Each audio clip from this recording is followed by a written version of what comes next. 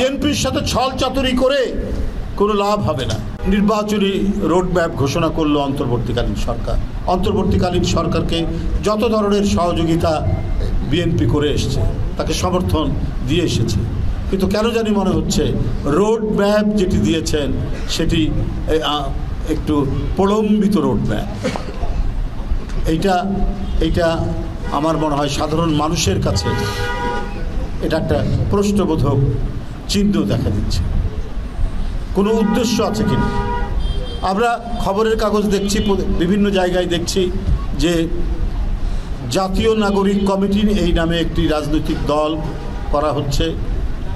ঠিক ভালো কথা, গণতন্ত্রের পথে যখন আমরা হেঁটে যাচ্ছি তখন যে কেউ রাজনৈতিক দল সেটা করতে পারে। এখন এটা অন্তর্বর্তীকালীন সরকার বা যারা এইটা করছেন, এখানে বৈষম্য বিরোধী ছেলেরা আছেন যারা নেতৃত্ব দিয়েছেন, তারা যদি দল করেন খুবই ভালো কথা, তারা গণতন্ত্রের জন্য দল করছেন। কিন্তু এইটা যেন আবার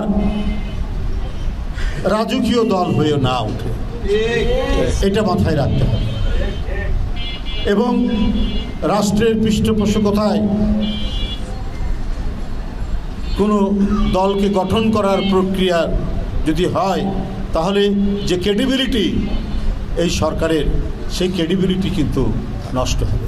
আমরা একটা জিনিসের মধ্যে দেখছি যে এই দলকে সুসংগঠিত করার জন্য ইতিমধ্যে যে কমিশনারদেরকে বাদ দেওয়া হয়েছে, কাউন্সিলরদেরকে, তাদেরকে নাকি সেখানে নেওয়া হবে, এরকম কথাবার্তা শুনছি। দেখুন, আওয়ামী লীগের আমলে শেষ যে নির্বাচন, কাউন্সিলরদের নির্বাচন বা পৌর নির্বাচন বা মেয়র নির্বাচন হয়েছে, এই যে কাউন্সিলর যারা হয়েছেন এরা তো অধিকাংশ ক্রিমিনাল।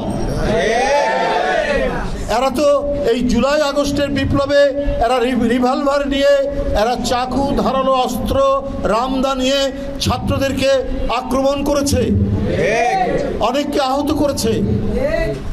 ওদের ধারালো আঘাতে ওদের গুলিতেও অনেকে মারা গেছে এই আন্দোলনে। তারা যদি কোনো রাজনৈতিক দলের অস্তিত্বের নির্ণায়ক হয়, তাহলে এটা তো হবে একটা খারাপ বার্তা যাবে জনগণের কাছে। ওদের কোনো গণভিত্তি নেই। এরা শেখ হাসিনার ক্ষমতায়, এবং শেখ হাসিনা কোনো ভদ্রলোক ক্ষমতা কি বলে নির্বাচিত হোক এটা চাননি, উনি ক্ষমতায় থাকতে চেয়েছেন। তিনি নির্বাচন চাননি, অবাধ সুষ্ঠু নির্বাচন চাননি। তার কিছু গুন্ডা পান্ডা হলেই চলবে, এই কারণেই বেছে বেছে তিনি সারা দেশে আপনার কাউন্সিলর তিনি করেছিলেন, সিলেকশন দিয়েছিলেন, ওদেরকেই নির্বাচন কমিশন ঘোষণা করেছে।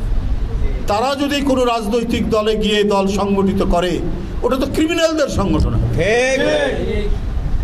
অপরাধীদের সংগঠন হবে।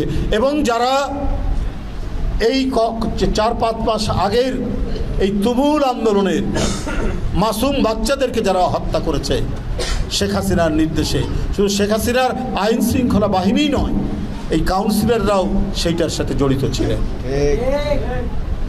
তাহলে কিন্তু এটা ভয়াবহ বিষয় হবে। তাই রাজনৈতিক দল করার অধিকার সবার আছে, কিন্তু কেউ যদি গণতান্ত্রিক আন্দোলনের শেয়ার হোল্ডার হন, তাহলে তাকে অবশ্যই গণতন্ত্রের যে নর্মস, গণতন্ত্রের গণতন্ত্র যে মূল্যবোধ তৈরি করে, গণতন্ত্র যে একটি সমাজকে এগিয়ে নিয়ে যাওয়ার জন্য কিছু প্রত্যয় তৈরি করে, সেইটাকে শ্রদ্ধা করতে হবে। সেই মূল্যবোধকে সবার উপরে তুলে ধরতে হবে। রাজনৈতিক দল করতে গিয়ে যেন তেন প্রকারে আপনি সমাজের গুন্ডা পান্ডা, বদমাইশ, হত্যাকারী, খুনি এদেরকে নিলে পরে কিন্তু আপনার সেটি ভুল বার্তা যাবে, এবং জনগণ কিন্তু উট পাখির মতো বালির নিচে তার মাথা গুঁজে রাখেনি। জনগণ কিন্তু চোখ খোলা রেখেছে, কে কি করছেন, কে কি করবেন, কে কি করতে চান।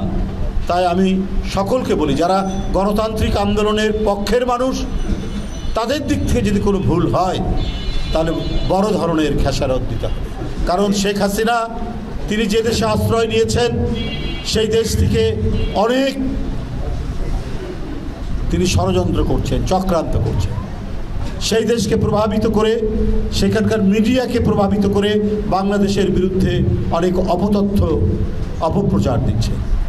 শুধুমাত্র বিএনপির বিরুদ্ধেই তারা অপপ্রচার করছে না, অন্তর্বর্তীকালীন সরকারের বিরুদ্ধেও তারা ভয়ঙ্করভাবে অপপ্রচার করছে। আমরা আলোচনা করছি, সরকারের সাথে সমালোচনা করছি, অনেক বিষয়ের নিন্দা জানাচ্ছি, অনেক বিষয় ধন্যবাদ জানাচ্ছি, কিন্তু এটা আমাদের নিজের প্রক্রিয়ার মধ্যে। কিন্তু বাইরের কোনো বিপদ আসলে আমরা একসাথে বসছি, কথা বলছি।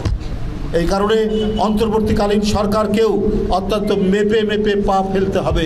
যদি ভুল হয় তাহলে কিন্তু ইতিহাস যেমন দেশের ভেতর থেকে ক্ষমা করবে না, বাইরের শত্রুরাও কিন্তু আমাদের কাউকেও ক্ষমা করবে না। এবং এই ক্ষমা না করতে গিয়ে আমাদের স্বাধীনতা বিপন্ন হবে, আমাদের সার্বভৌমত্ব বিপন্ন হবে, আমাদের দেশ হিসেবে টিকে থাকা বিপন্ন হবে।